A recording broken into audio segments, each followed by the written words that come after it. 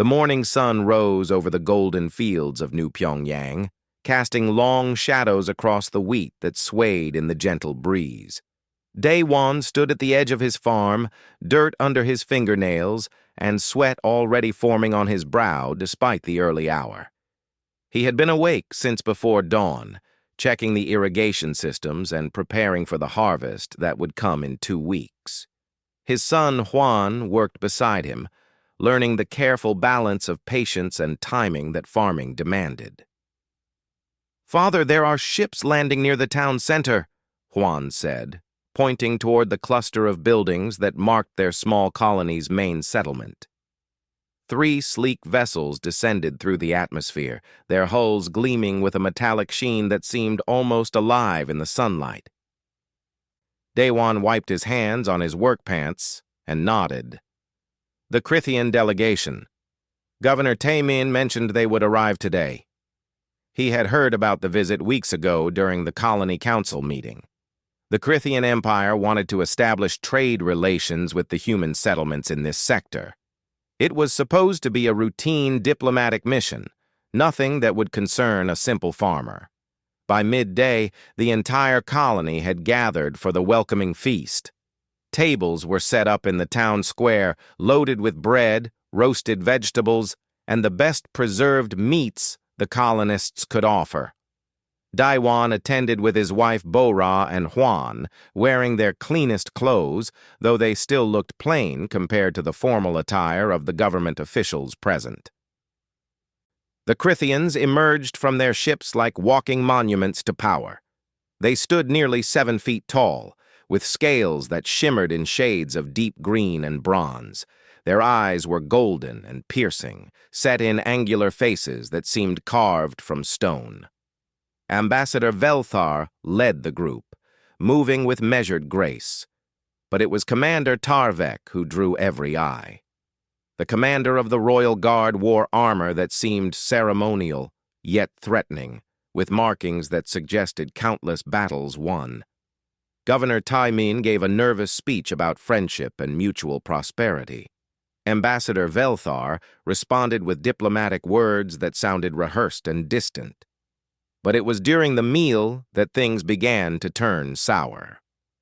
Commander Tarvek sat at the head table, barely touching the food placed before him. His golden eyes scanned the gathered humans with something that looked like disdain. When one of the colony's children accidentally bumped into one of his guards, Tarvek's voice cut through the pleasant conversations like a blade. "Your offspring lack discipline," he said loudly. "Weak species raise weak children." The square fell silent. Governor Taemin tried to smooth things over with an awkward laugh. "Commander, please understand. We are a peaceful agricultural colony. Our children are taught gentleness, not warfare." Tarvek stood, his massive frame towering over the seated humans. "Gentleness is just another word for weakness. I have studied your species. You have no natural armor, no claws, no venom.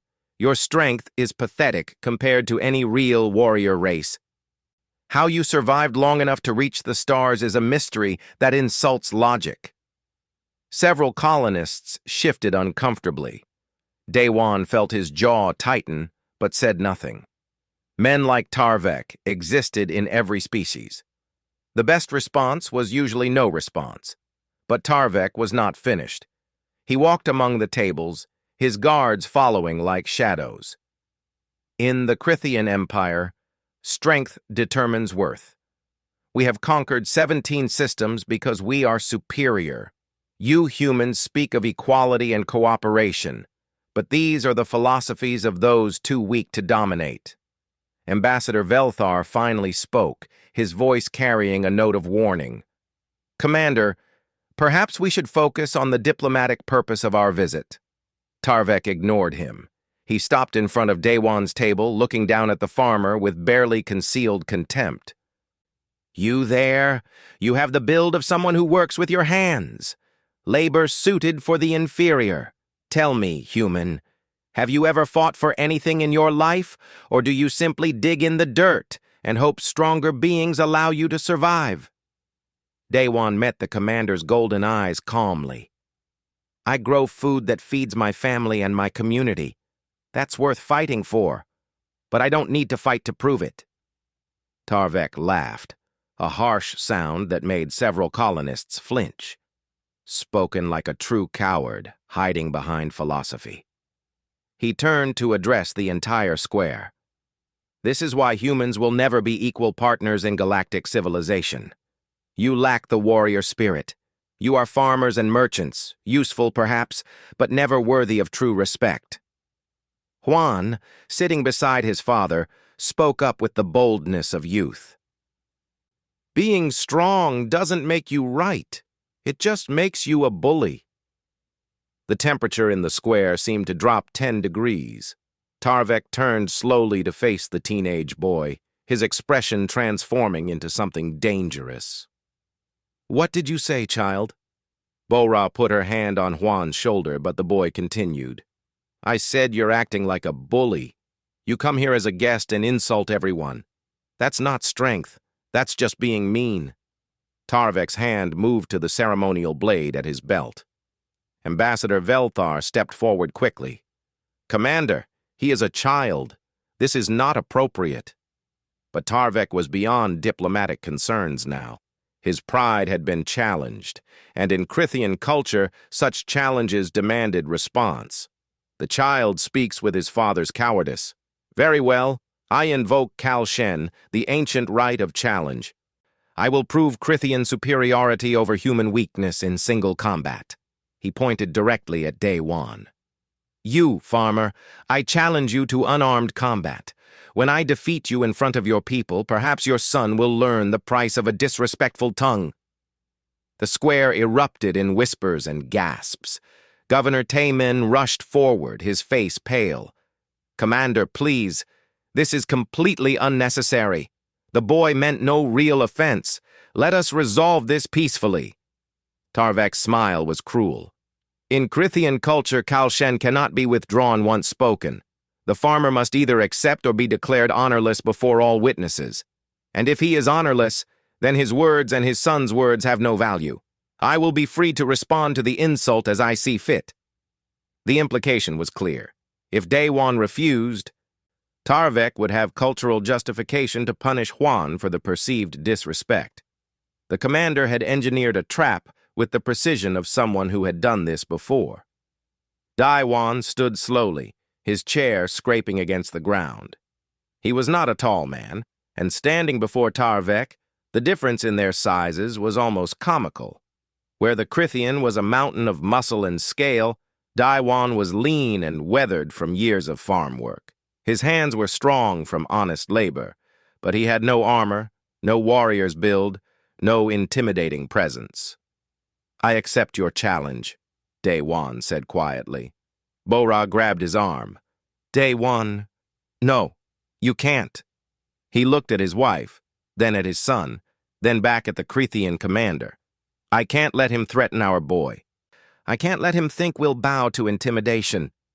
He raised his voice so everyone could hear. I accept the challenge of Kal Shen. Set the terms, Commander. Tarvek's smile widened. Unarmed combat. No weapons, no armor, no technology. In 3 days, we will meet in a neutral arena. The fight continues until one of us yields or falls unconscious. Do you understand these terms, human? I understand. Good. Tarvek turned and walked away, his guards following. Over his shoulder, he called back. Spend these 3 days with your family, farmer. Make peace with your gods. In 3 days, I will teach you and your son the true meaning of strength. As the Krithian delegation returned to their ships, the colonists surrounded Daewon with worried voices and fearful predictions. But the farmer stood still, watching the alien ships disappear into the sky, his mind already working through problems of physics, leverage, and the careful application of force in the right places at the right time. He had spent 20 years as a combat engineer before retiring to farm. He knew that strength came in many forms, and the biggest opponent was not always the most dangerous. Governor Taemin approached him, his face grave. Day one, you don't have to do this. We can apologize, send the delegation away, find some diplomatic solution. Day one shook his head. If we back down now, they'll never respect us, and men who don't respect you will always find ways to take advantage of you. Someone has to stand. He looked at his son, who was trying very hard to look brave, despite the fear in his eyes. Besides, Juan was right. Tarvek is a bully. And I learned a long time ago that you can't reason with bullies. You can only show them that their victims won't stay victims forever. 3 days. He had 3 days to figure out how to defeat a trained warrior from a species literally built for combat. It should have been impossible. But Day One had built a life on impossible things. He had survived wars, crossed space to start fresh, and turned barren ground into fertile fields. This was just another problem that needed solving. He walked home with his family as the sun began to set, already planning. The news of the challenge spread across the colony like wildfire. By the evening of the first day, everyone knew that Day One had accepted Tarvek's caution. Some called him brave, others called him foolish. Most were simply terrified of what would happen when their peaceful farming colony became the site of what many assumed would be a brutal execution disguised as a duel. Governor Tae Min arrived at Day One's farm early the next morning, accompanied by 2 colony council members. They found the farmer in his workshop, studying mechanical diagrams spread across his workbench. The governor's face showed the sleepless night he had endured. Day One, please reconsider, Tae Min said without preamble. I've been in contact with the Human Diplomatic Corps. They're willing to file a formal protest with the Galactic Council. We can stop this. Day One did not look up from his diagrams. How long would that take? The process could take weeks, maybe months, but... And in the meantime, Tarvek and his delegation would remain here, holding this challenge over our heads like a weapon. Day One finally looked up. Governor, I know you mean well, but diplomatic protests won't change what's happening here. Tarvek chose this colony deliberately. He wants to prove that humans are weak, that we don't deserve a seat at the table with the stronger species. If we run to lawyers and councils instead of facing him, we prove his point. One of the council members, an older woman named Sunja, spoke up. You'll die, Day One. We've all seen the Crethians. They're built like living tanks. Tarvek is a trained warrior from a species that has been fighting wars for thousands of years. You're a farmer. I was other things before I was a farmer, Day One said quietly. The governor blinked. What do you mean? Bo-Ra entered the workshop carrying a tray with tea. She set it down carefully before answering for her husband. Day One was a combat engineer during the border wars. He served for 8 years before we married and moved here. The revelation surprised the visitors. The border wars had been brutal conflicts on the edge of human space, where colonists fought against hostile environments, equipment failures, and occasional raiders. Combat engineers were the ones who kept bases running under fire, who built defenses from scraps, who figured out how to turn any situation into an advantage through cleverness and understanding of how things worked. I never wanted to talk about those days, Day One said. That's not who I am anymore. But I learned things during that time. I learned that strength isn't just about muscles and weapons. It's about understanding systems, finding weak points, and using what you have in ways your enemy doesn't expect. Governor Tae Min sat down heavily on a workshop stool.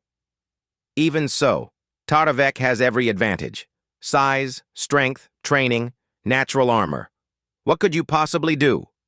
Day One returned to his diagrams. I'm going to study him like I would study a machine. Every machine has weak points. Every system has vulnerabilities. I just need to find them. After the governor and council members left, still looking worried but slightly less hopeless, Bo-Ra approached her husband. She had been researching Crithian biology through the colony's limited database and medical resources. As the settlement's primary doctor, She understood anatomy better than anyone else on New Pyongyang. "I've been looking at their physiology," she said, pulling up holographic images on her datapad. "Their bones are reinforced with a crystalline structure. They're designed to withstand enormous impacts. Their muscles are dense, probably giving them twice the strength of a human their size. They also have a redundant cardiovascular system, which means cutting off blood flow to one area won't necessarily disable them." Daewon studied the images carefully. "What about joints, nerve clusters? Everything that moves has pivot points." Bo-Ra zoomed in on the Krithian skeletal structure. "Here and here. The knees and elbows have complex joints, but they're protected by thick scales. The neck is heavily muscled, but there are gaps between the scales, in the joints themselves. The nerve clusters are similar to humans, but deeper and better protected." She paused. "Daewon, even knowing all this, I don't see how you can win. He's too strong, too protected." "I don't need to be stronger," Daewon said. "I just need to be smarter and luckier." Hwan had been quiet since the challenge, carrying guilt that his father was in danger because of words he had spoken. On the second day, he found Daewon practicing in the barn, moving through exercises that looked more like dance than fighting. The movements were precise, focusing on balance and position rather than power. "Father, I'm sorry," Hwan said. "This is my fault. I should have kept quiet." Daewon stopped and faced his son. "Come here." When Hwan approached, Daewon put his hands on the boy's shoulders. "You told the truth. Tarvek was acting like a bully. Should you have said it more diplomatically? Maybe. But the truth is, Tarvek was looking for an excuse to challenge someone.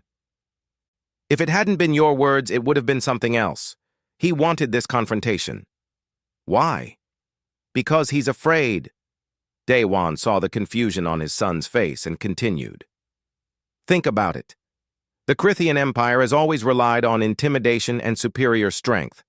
But humans have been spreading across the galaxy using different methods. Cooperation, trade, technology they don't fully understand. It threatens their worldview. Tarvek needs to prove that physical dominance still matters, that his way is still the right way. He's not just fighting me. He's fighting the idea that strength isn't the only thing that matters." "Can you beat him?" Daewon was quiet for a long moment. "I can try. And sometimes trying is enough, even if you don't win. But I'm going to do everything I can to win." That afternoon, a surprising visitor arrived at the farm.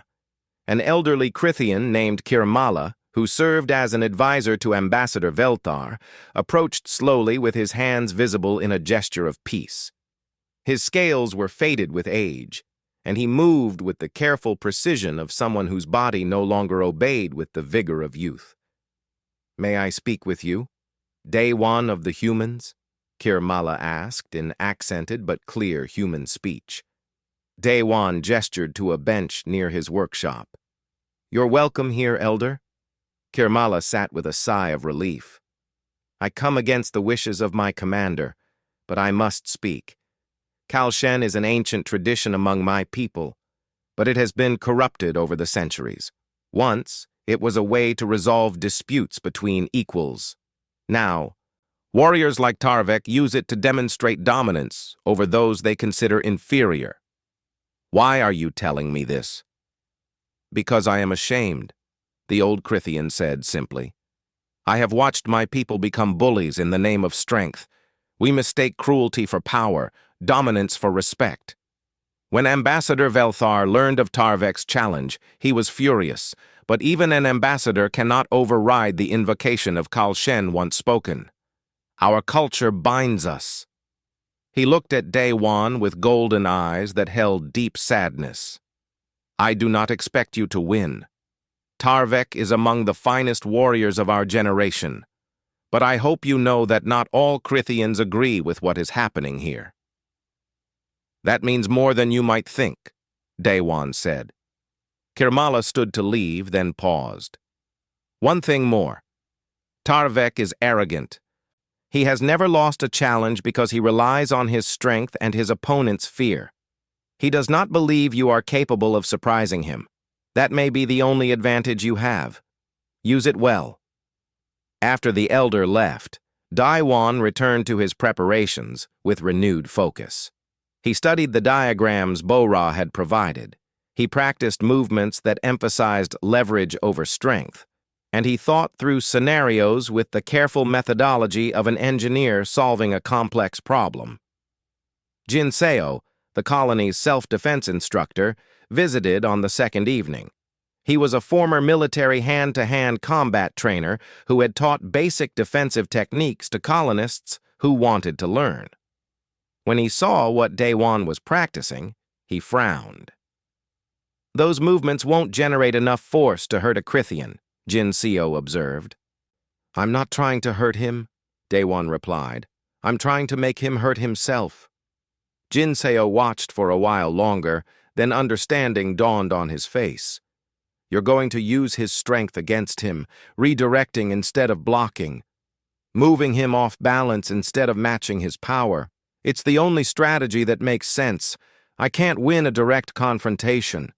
But if I can control the flow of the fight, if I can position him where I want him, create situations where his strength becomes a liability instead of an advantage, then maybe I have a chance."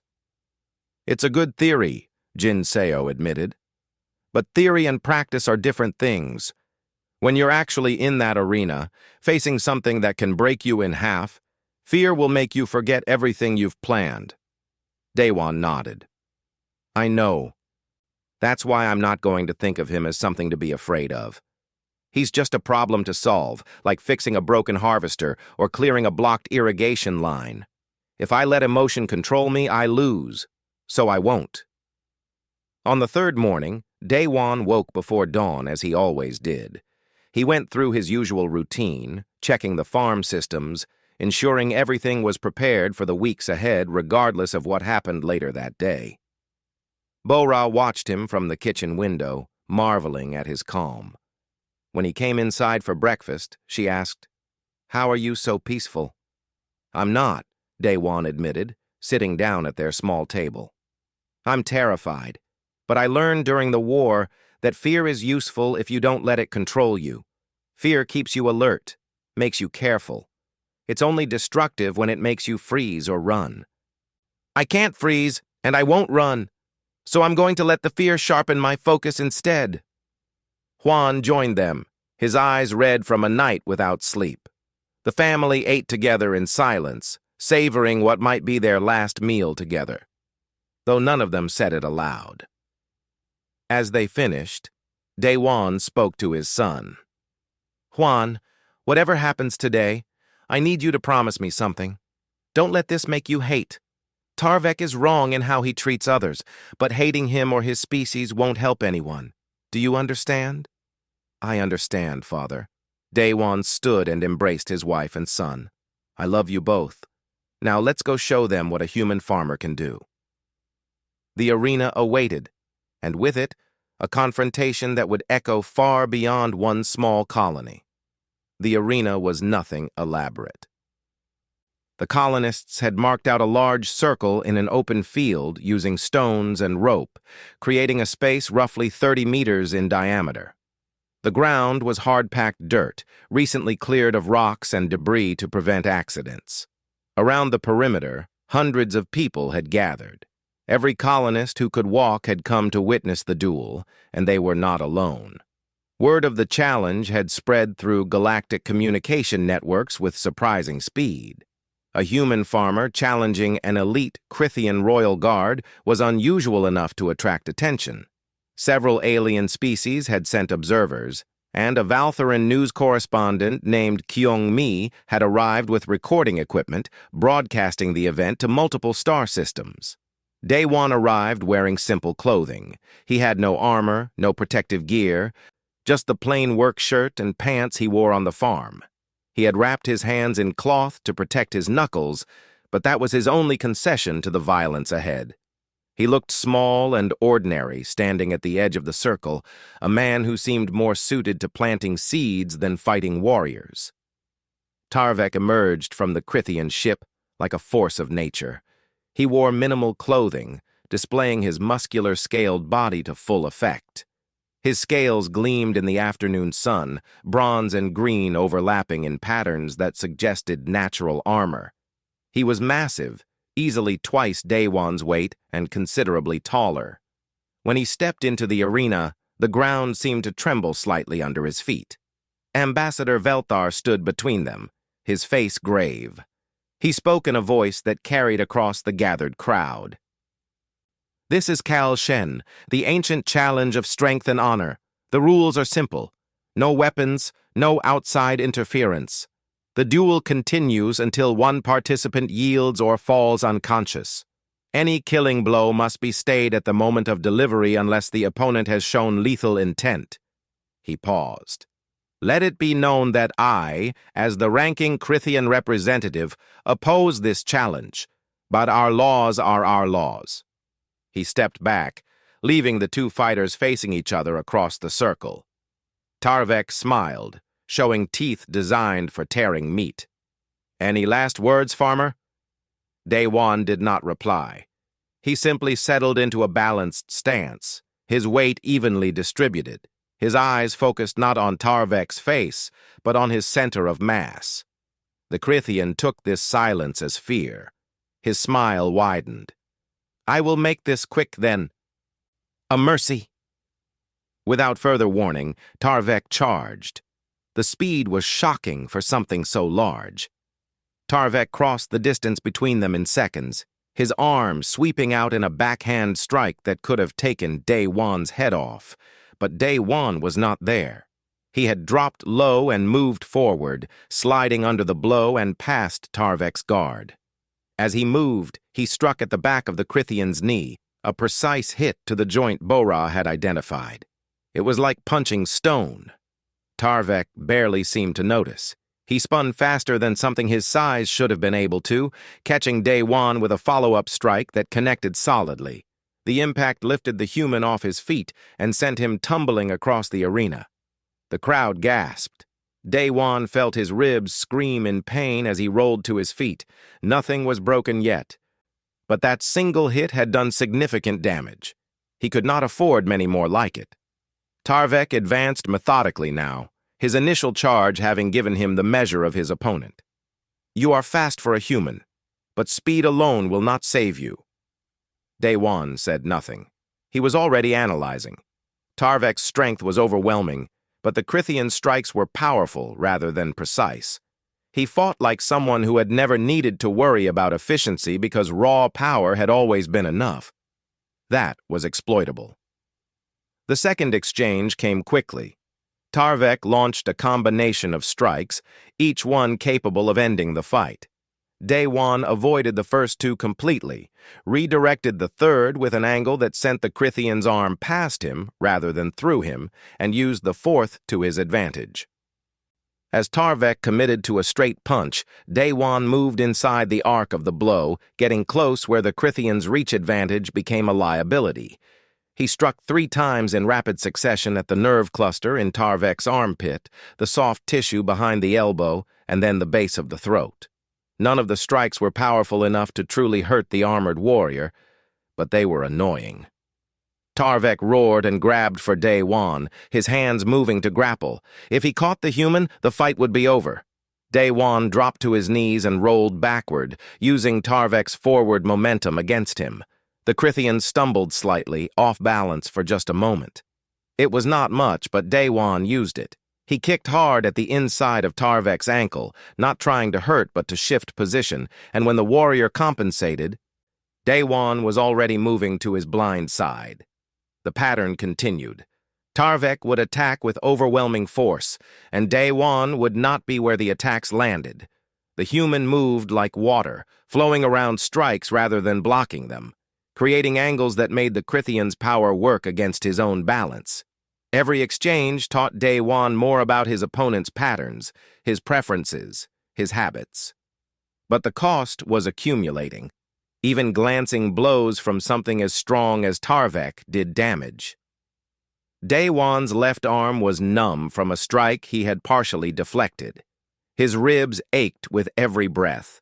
Blood ran from a cut above his eye where Tarvek's scales had scraped him during a too-close exchange. The Crithian, meanwhile, was growing frustrated. He had not been hurt, but neither had he caught his elusive opponent. His pride was wounded by the human's ability to avoid his attacks. In his experience, lesser species either fled or fell quickly when faced with Crithian might. This farmer was doing neither.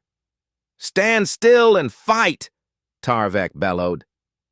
"I am fighting," Daewon said quietly, his voice barely carrying across the arena. "You just don't recognize it because I'm not fighting the way you want me to." The words were calculated. Daewon had learned during his engineering days that angry opponents made mistakes. An enemy thinking clearly was dangerous. An enemy reacting emotionally was vulnerable. Tarvek charged again, abandoning technique for pure aggression. He came like a battering ram, intending to simply run Daewon down and crush him. The human stood his ground until the last possible second, then dropped and rolled to the side.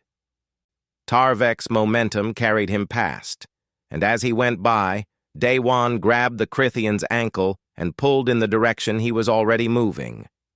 It was a technique farmers used to redirect heavy machinery when it needed to be repositioned. Do not fight the momentum. Add to it in a direction that serves you.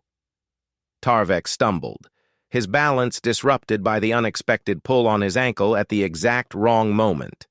He caught himself before falling, but had to put his hand down to maintain stability. That moment of vulnerability was what Daewon had been working toward. He moved in quickly and struck at the exposed back of Tarvek's neck, at the gap between scales that Bo-Ra had shown him. It was not a killing blow, but it was precisely placed to impact the nerve cluster beneath. Tarvek roared in pain and surprise. Real pain. Perhaps the first he had felt in this fight. He swept his arm backward, catching Daewon and sending him flying again. This time, when the human landed, he did not get up as quickly. His body was reaching its limits, but Tarvek had changed. He was no longer confident and playful. He was angry now, and behind the anger was something that looked like uncertainty. The crowd had seen it too. The murmurs that ran through the observers were nervous and excited at once. Both fighters stood, circling each other. Daewon's breathing was labored, his movements slower. Tarvek showed no signs of physical exhaustion, but his attacks had become less precise, driven by emotion rather than training. Jinseo, watching from the crowd, whispered to Bo-Ra, "He's doing it, I can't believe it, but he's actually winning the psychological battle." "He's also dying by inches," Bo-Ra replied, her medical eye seeing things the combat instructor did not. "Every hit he takes does damage. He can't keep this up much longer." In the arena, Daewon knew she was right. He had one chance left, one gamble that would either win the fight or end it in his defeat. He needed Tarvek to commit completely, to attack with everything, to make himself vulnerable in pursuit of final victory. "You're scared," Daewon said, loud enough for the Crithian to hear. "You're scared that I might actually be able to beat you, that everything you believe about strength and dominance might be wrong." Tarvek's eyes blazed. "I fear nothing." "Then prove it. Stop holding back. Fight me with everything you have. If your way is right, if strength is all that matters, then show me." It was a direct challenge to everything Tarvek represented. The Crithian could not back down, could not show restraint, not without admitting that the human had a point. His pride would not allow it. Tarvek roared and charged with reckless abandon. He closed the distance faster than before, his arms spread to grapple, his intention clear. He would catch the human and crush him, ending this humiliation once and for all. Daewon stood perfectly still, waiting. Every instinct screamed at him to move, to run, but he held his ground. He watched Tarvek's approach with the calm focus of an engineer watching a machine operate according to predicted parameters: distance, speed, trajectory, balance point, all calculated in the seconds available. At the last possible instant, Daewon dropped to his back and planted his feet against the hard ground. As Tarvek's arms closed on where the human had been standing, Daewon kicked upward with both legs, not at the Crithian's body but at his center of gravity. The kick did not stop Tarvek's momentum. It redirected it, adding upward force to forward motion. Tarvek's upper body went over Daewon while his legs stayed behind, his own momentum and weight working against him. Daewon tucked and rolled backward as the massive warrior flipped completely, carried by physics and his own power. Tarvek crashed into the ground back first with devastating force. The impact drove the air from his lungs and stunned him. Before he could recover, Daewon was there, positioning himself above the fallen warrior with his fist drawn back, aimed at the exposed throat. The arena went silent. Daewon's fist trembled in the air, positioned for a strike that could crush the Crithian's windpipe. By the rules of Kal Shen, he had won. Tarvek was on his back, vulnerable, defeated. All that remained was to deliver the final blow. But Daewon did not strike. His fist slowly opened, his hand dropping to his side. He stood and stepped back, offering his hand to help the fallen warrior up. "Yield," Daewon said simply. "It's over." Tarvek stared at the offered hand in disbelief, his golden eyes wide with shock. Around them, the crowd erupted in noise, some cheering, some shouting in confusion, some simply crying in relief that their farmer had survived. But in the center of the arena, two beings from different worlds faced each other in a moment that felt suspended outside of time. Ambassador Velthar stepped forward into the circle, his voice cut through the chaos. "The challenge is concluded. Daewon of the humans has victory. Commander Tarvek, do you acknowledge?" Tarvek continued to stare at Daewon's offered hand. Something in his expression was breaking, the certainty of his worldview cracking under the weight of what had just happened. He had been defeated not by greater strength, but by wisdom, skill, and mercy. Everything he believed had been challenged in a way no words could have achieved. The Crithian warrior slowly reached up and grasped the human's hand, allowing himself to be pulled to his feet. The silence that followed was heavier than any sound. Tarvek stood in the center of the arena, still holding Daewon's hand, his face unreadable. The Crithian commander had been defeated by a farmer, and worse, shown mercy when tradition would have allowed the victor to claim his life, or at least his dignity, through a final strike. Daewon released Tarvek's hand and took a step back, his body finally allowing itself to acknowledge the damage it had sustained. His legs trembled, and he would have fallen if Bo-Ra had not rushed into the arena to support him. Blood ran from multiple cuts, his left arm hung uselessly at his side, and his breathing came in shallow gasps that suggested cracked ribs. "I need to get you to the medical center," Bo-Ra said urgently. But before they could leave, Tarvek spoke. His voice was low, almost too quiet to hear over the murmuring crowd. "You could have ended me." Daewon turned back, supported by his wife. "Yes. Why did you not?" "Because this was never about killing you. It was about showing you that your way is not the only way, that strength without wisdom is just violence, and that mercy is stronger than dominance." Tarvek's face twisted with conflicting emotions. Pride, shame, confusion, anger, all fighting for dominance. When he finally spoke again, his voice was sharp. "I do not acknowledge this defeat. You won through trickery, not honor. The challenge is not concluded."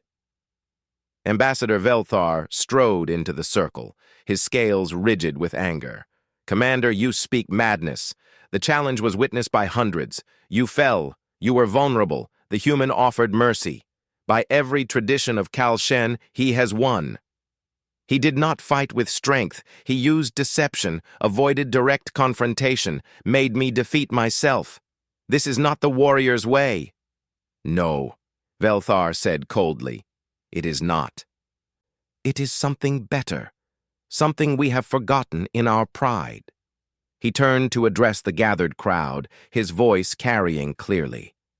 I, Ambassador Velthar, declare Day One of the humans the victor of this Kalshan. Let all who witness carry this truth forward. The Krithian guards who had accompanied Tarvek stood uncertain. Some looked at their commander with disappointment, others with sympathy. One young guard named Kevlar took a step forward, his posture suggesting he was about to speak, but an older guard grabbed his arm and shook his head in warning. Tarvek's hands clenched into fists. You betray our people, Ambassador. I honor our people by speaking truth. You dishonor us by refusing to accept a legitimate defeat. Velthar gestured to the other Krithians. Return to the ships. We depart within the hour. The Krithian delegation left the arena in disarray. Tarvek walked alone, his guards keeping their distance, his back rigid with suppressed rage. As they disappeared into their vessels, Kyung-mi. The reporter was already transmitting her footage across the galactic networks, her voice excited as she narrated the impossible victory she had just witnessed. Daewon was taken to the medical center where Bora and her assistants worked to treat his injuries. 3 cracked ribs, severe bruising across his entire torso, a dislocated shoulder, multiple lacerations, and a mild concussion. He had been literally fighting for his life, and his body bore the evidence. Juan sat beside his father's bed, guilt still written across his young face. Father, does it hurt? Yes, Daewon admitted. But I've hurt worse, and I'm alive. That's what matters. Everyone is calling you a hero. Daewon closed his eyes. I'm not a hero. I'm just a farmer who knew how levers work. But the colony did see him as a hero, and news of the duel spread faster than anyone anticipated. Within 6 hours, footage of the fight had been viewed on 17 different worlds. Within 12 hours, it had reached 40 systems. The image of a human farmer defeating a Krithian royal guard through skill and intelligence rather than strength resonated across the galaxy in ways no one expected. On the trade world of Velspar, a merchant from the small Tilvan species watched the footage and saw something that gave him courage. The Tilvans had been paying protection fees to Krithian military interests for years, too afraid to resist. Now this merchant, whose name was Ralnock, stood before the Krithian enforcer collecting his weekly payment and refused. I will not pay this unjust tax anymore, Ralnock declared. The enforcer, amused, asked what had changed. I saw a human farmer defeat your finest warrior. If he can stand against your might, so can I. The story spread. Ralnock was not the only one. On stations and colonies throughout the sector, species that had quietly accepted Krithian dominance began to question it. The duel had shown them something important. Strength could be overcome by cleverness. Aggression could be defeated by patience, and intimidation lost its power when someone stood firm against it. 3 days after the duel, Governor Tae-min received an urgent communication from the Human Diplomatic Corps. Chancellor Wu Jin appeared on the view screen, his face grave. Governor, we need to discuss Daewon's actions and their consequences. Consequences? Tae-min felt his stomach drop. He defended himself in a legal challenge. He represented humanity well. He did more than that. He sparked something we did not anticipate. The Galactic Council has called an emergency session. Dozens of species are filing complaints against Krithian aggression, citing Daewon's victory as evidence that such aggression can and should be resisted. The Krithian delegation is furious, claiming the entire incident was a conspiracy to undermine their standing. That's absurd. Tarvek issued the challenge. Truth and politics are not always aligned, Governor. The Council wants to hear testimony from all involved parties. Daewon must come to the Galactic Council chambers on Nexus Prime. They want to understand exactly what happened and what it means for interspecies relations. Daewon, still recovering from his injuries, listened to this news with weary acceptance. I just wanted to protect my son. Now I have to testify before the entire galaxy? I'm afraid so, Wu Jin said. But you will not go alone. The human delegation will stand with you. What you did matters, Daewon. It matters more than you know. Preparations began immediately. Daewon would travel to Nexus Prime, accompanied by his family, Governor Taemin, and a security detail led by Captain Ha Jun. The journey would take 5 days through hyperspace lanes. On the second day of travel, something unexpected happened. The young Krithian guard Kevlar appeared at the docking bay of the human transport ship, requesting asylum and permission to speak with Daewon. Captain Ha Jun was suspicious, but Daewon agreed to the meeting under heavy security. Kevlar entered the common room where Daewon was recovering, his movements careful and non-threatening. I watched your duel, Kevlar said without preamble. I have served Commander Tarvek for 3 years. In that time, I have seen him issue 17 Kalshen challenges. You are the first to accept who was not a trained warrior, and the only one to win. More than that, you offered mercy when you could have taken his life. What is it you want, Kevlar? To understand. Our culture teaches that strength determines worth, that mercy is weakness, that domination proves superiority. But you showed me something different. You were weaker, smaller, yet you won. And when you won, you did not humiliate or kill your defeated opponent. This contradicts everything I was taught, yet I cannot deny what I saw. I wish to learn from you. Daewon studied the young Krithian. I'm not a teacher. I'm just a farmer. You are more than that whether you accept it or not. Please, my people need to learn what you showed in that arena. Not all of us agree with Tarvek's ways, but we are silenced by tradition and fear. You broke that silence. Bora, listening from the doorway, spoke up. He's sincere, Daewon. I can see it. Daewon sighed. Kevlar, I will answer your questions. But understand this. What I did in that arena was not some secret technique or special human ability. It was simply applying basic principles of physics and understanding my own limitations.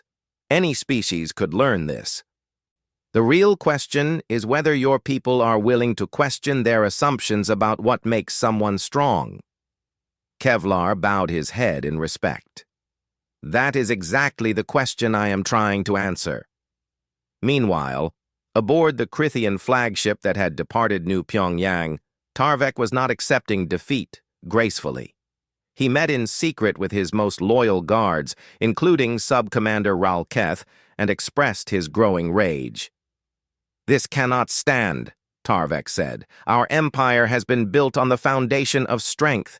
If the galaxy believes that foundation is weak, everything we have built will crumble. The human's victory must be shown to be the aberration it is. Ralketh nodded. What do you propose, Commander? Daewon travels to Nexus Prime to testify before the Council. He will speak his poison. Convince the weak species that they can resist us. We cannot allow this. Tarvek's eyes gleamed with determination. We will intercept his ship. We will challenge him again properly this time with no tricks or deceptions. And when he falls as he should have fallen, the galaxy will remember that Krithian might cannot be overcome. The ambassador will not approve this action, another guard warned. The ambassador is weak, corrupted by too much diplomacy. We are warriors. It is time we remembered that. Tarvek stood tall. Gather those loyal to the true Krithian way. We leave immediately. Aboard the human transport, unaware of the threat gathering, Daewon taught Kevlar about leverage, about using an opponent's strength against them, about the difference between power and effectiveness. The young Krithian absorbed every word, his worldview expanding with each conversation. Juan watched these lessons with fascination. Father, you're changing how he thinks about everything. Ideas are stronger than muscles. Daewon said. "They're harder to fight and impossible to defeat with physical force. That's what Taravek never understood.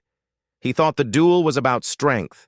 It was really about whether different ways of thinking could coexist, or if only one philosophy could survive." As the transport ship moved through hyperspace toward Nexus Prime, two futures lay ahead. One where Daewon's testimony would begin real change in how galactic species interacted. Another where Tarvek's planned ambush would silence that possibility forever. The galaxy waited, not yet knowing that the duel in a small farming colony was only the beginning of something much larger. Forces were aligning, philosophies were clashing, and at the center of it all was a simple farmer who had never wanted anything more than to grow his crops and raise his son in peace. Sometimes the universe had other plans. The transport ship emerged from hyperspace at the edge of the Nexus Prime system.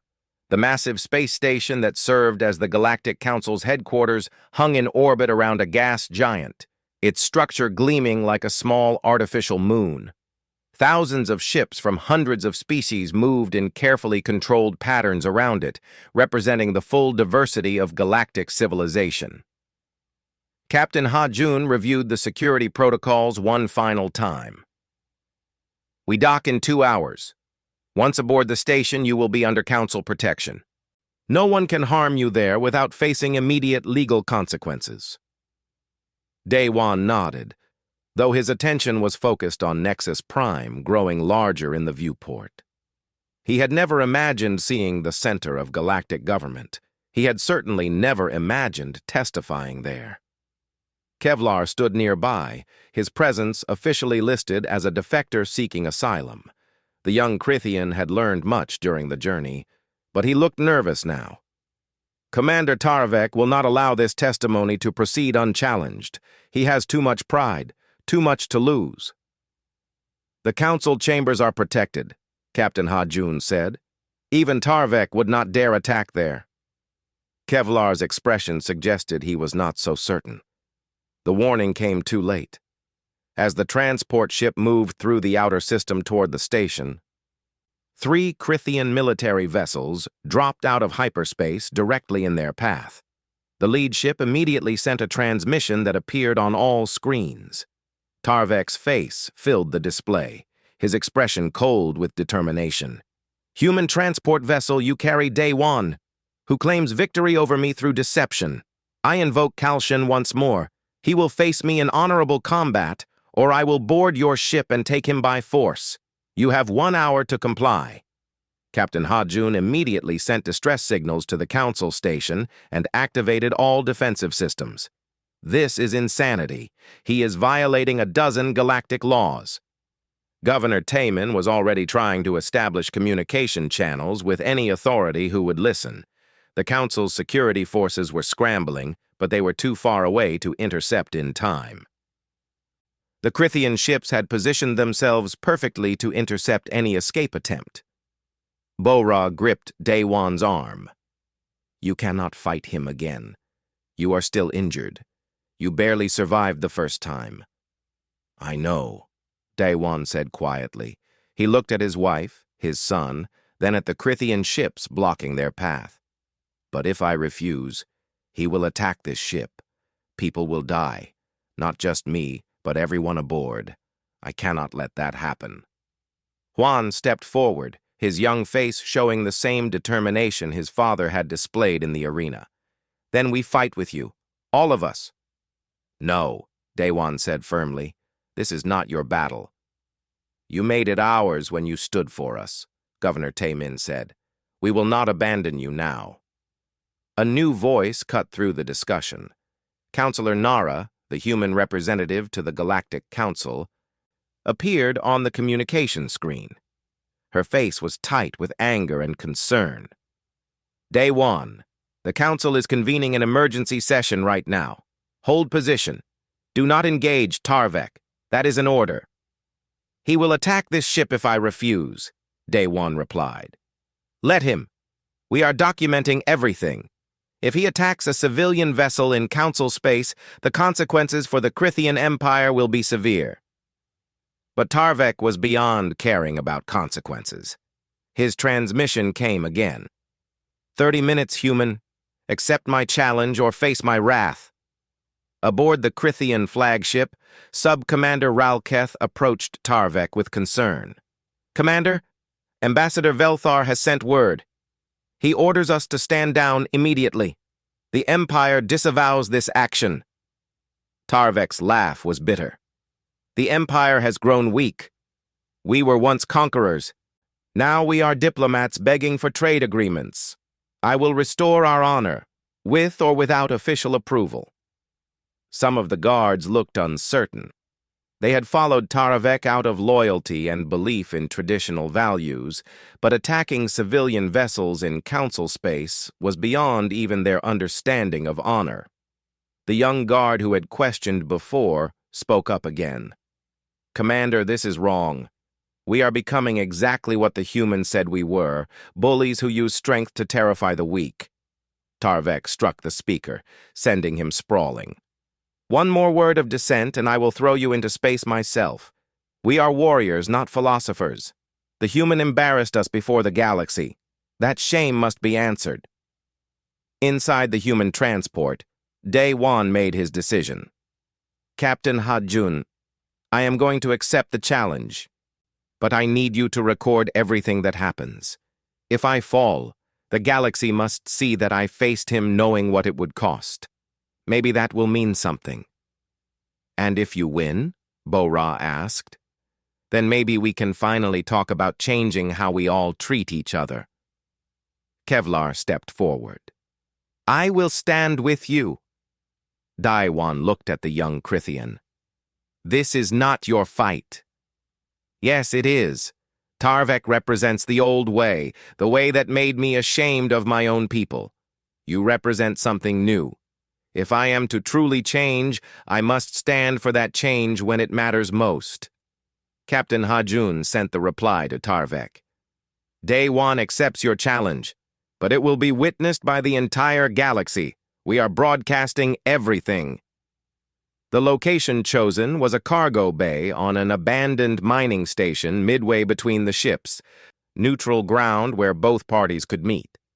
Day One walked across the void in a pressure suit, accompanied by Kevlar and Captain Hajun. His body was still injured from the first duel, his movements slower than they should be. Tarvek waited in the cargo bay with his guards.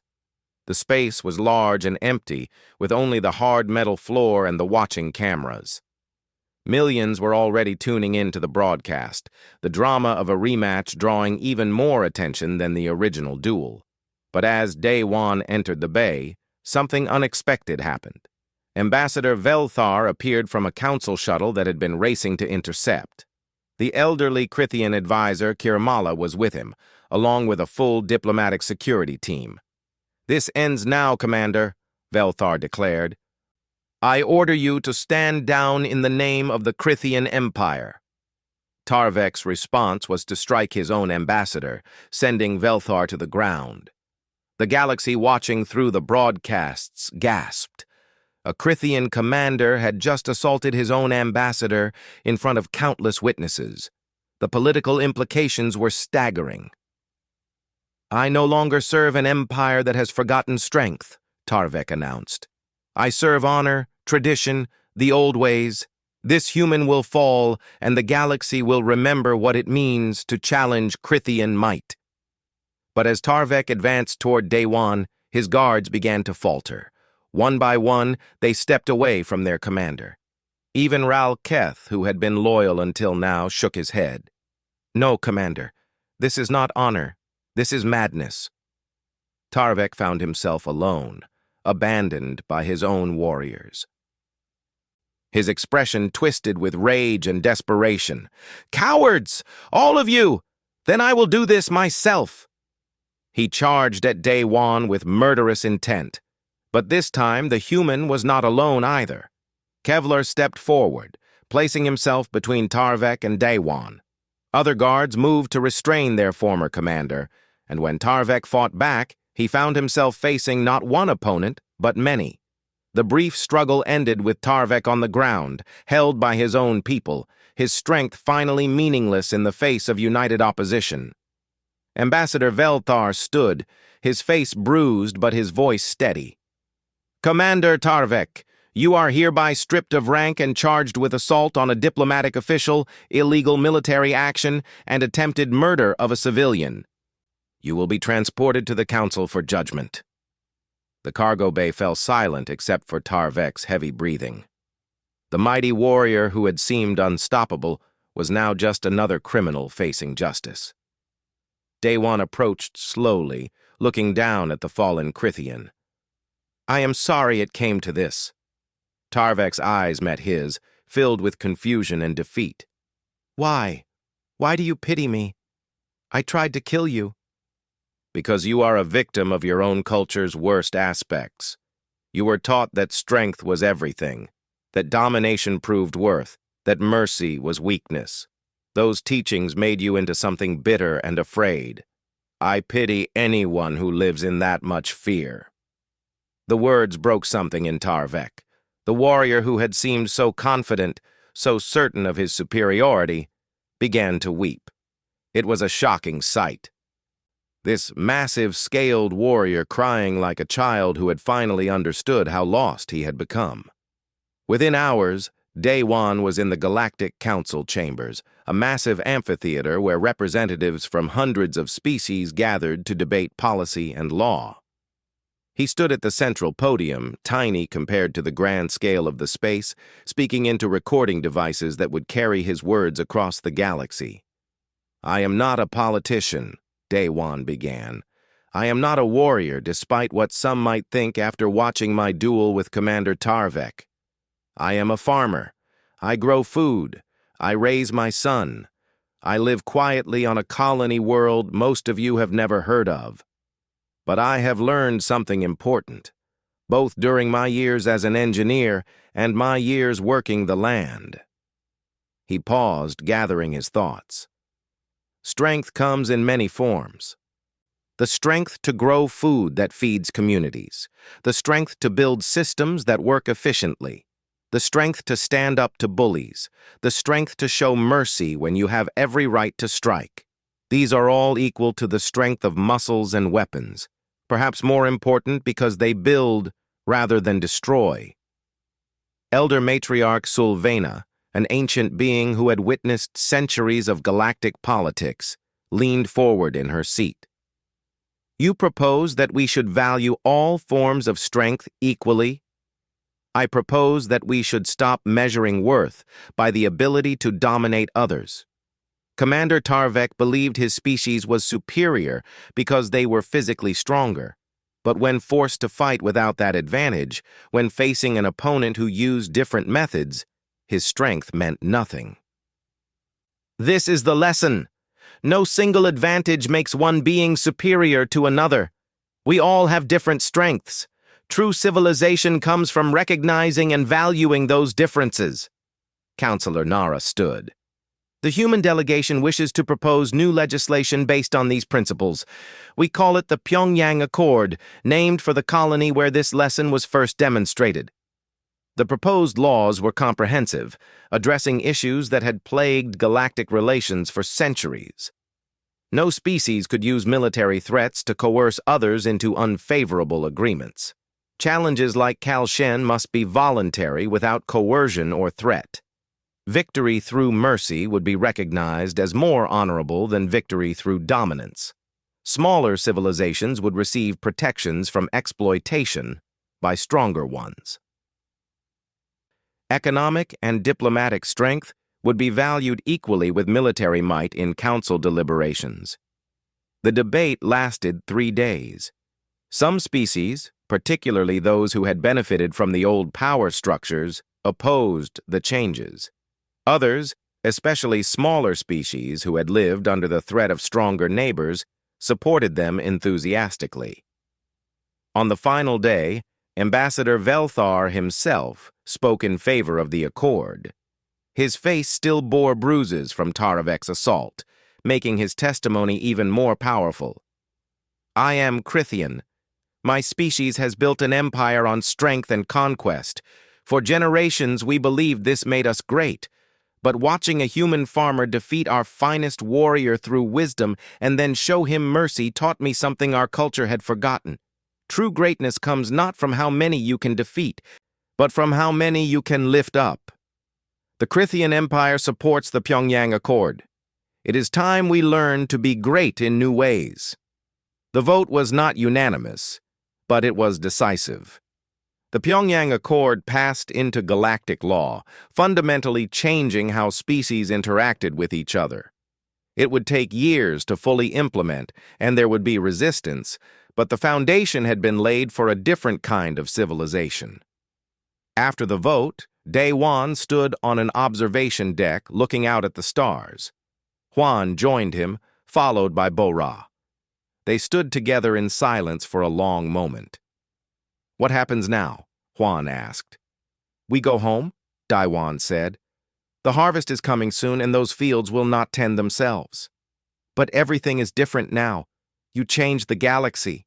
Daewon smiled. "The galaxy changed itself. I just showed them it was possible. The real work of change happens slowly, in a million small decisions made by beings across space. Laws are just words until people choose to follow them, to believe in them, to live them." Bo-Ra took her husband's hand. "You are being too modest. What you did mattered."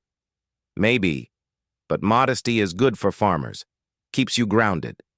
He looked at his son. "Hwan, you ask me what happens now. I will tell you.